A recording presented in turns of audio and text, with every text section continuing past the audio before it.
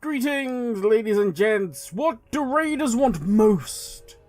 The return, maybe, of Master Loot? Interesting bosses that challenge them and are also fun? Stunning settings that they're going to have to look at over and over again? Hell no, to the no, no, no, yeah, to the no. They need the affixes from M+, silly. Let's get into it. So we all know Dragonflight is on the horizon, but sadly, probably for Blizzard as much as for us the players, it's still some way off. We know we're heading into a Season 4 of Shadowlands. Now we already know, for M+, this is going to mean a mix of previous dungeons returning. We've got a little sprinkling of WoD in there, we've got a little sprinkling of some mega dungeons, and of course the old favourites we've been dealing with so far. Not only is this to keep Season 4 a little bit more interesting, but it's also a trial run for what we're going to be experiencing going into Dragonflight. But for raiders, things are looking a little different to normal. Blizzard can't spare the artists, the developers, or maybe just don't want to. But we can't go an entire tier, an entire season with raiders having nothing to do. What, we're going to end up with Season 4, the search for Nathanos? Yeah, it's just not going to cut it. Instead, Blizzard have decided to dust off the previous raids from Shadowlands and update?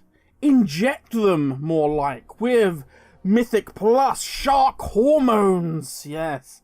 They are giving raids the M+ treatment by giving them an affix. Now this affix will rotate around the 3 Shadowlands raids, and should you complete all the raids, while under this effect, you will gain a number of goodies. One of them, probably the biggest, is the Jellycat mount. If you remember, Blizzard did the whole vote for a mount competition. We ended up with the tree mount as the one we were given, but there was also like the spell book, and that was added to the mage tower. There was the Jellycat, it was a caterpillar or something. Anyway, to complete all the raids in Season 4 with the affix, and you will gain the Jellycat mount. There are also various other things, like your heroic, you get a title, and if you do mythic, I believe you gain the teleporter to each raid. Similar, again, to M+, the way if you do all the keys like 20 and above, you get to teleport to each dungeon. Now I will say, because of the wording, I'm not 100% sure whether the Jellycat is just going to be for normal and above. It just says complete, and you get the Jellycat, or if it can be done on LFR. Not a clue at the moment. So yeah, that'd be an interesting one to look out for. But what are these affixes? What are these things that raiders are going to have to be dealing with? Well, first up we have Fated Power, Chaotic Essence. Summons a Chaotic Essence that casts Chaotic Destruction, inflicting X cosmic damage to all players if successful. Upon interaction, the essence becomes hostile and instead continuously manifests chaotic motes. These motes channel cosmic damage into targeted players every 0.5 seconds for 3 seconds. When defeated, each mote splits into additional motes. After 15 seconds, the chaotic essence dissipates, granting all players 2% increased damage done, 2% increased healing done, and 2% absorbed done for X number of seconds. This effect stacks for each chaotic mote slain. And next we have Fated Power, Creation Spark.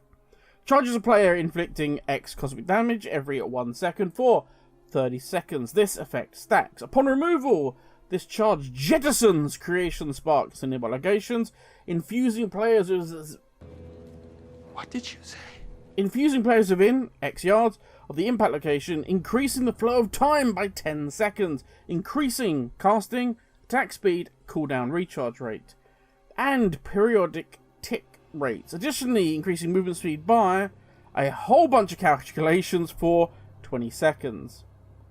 If a Creation Spark impacts the ground with no player present to infuse, the Creation Spark explodes, inflicting X cosmic damage every 2 seconds for 20 seconds, and this effect stacks.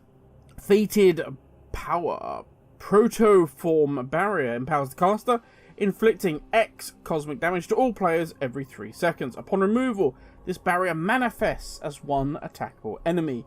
casting a shared absorb shield with all other enemies for 15 seconds. A second unit manifests that also can be healed to reduce the shared shield. Upon expiration, the barrier explodes, inflicting X cosmic damage and an additional X cosmic damage every 1 second to all players for 8 seconds. If broken, this effect backfires, inflicting all damage done to each enemy during the barrier as cosmic damage, and additionally grants all players up to 25% increased damage, 24% healing, and 25% increased absorbs for 40 seconds. And finally, we have the Reconfiguration Emitter. Manifests an attackable enemy, which continuously casts. This enemy remains immune to damage until the first successful casts are interrupted. Successful casts inflict X cosmic damage to all players. Every 5 seconds, the emitter is going to gain a percentage-based increase to the damage done, and of course that effect is going to stack.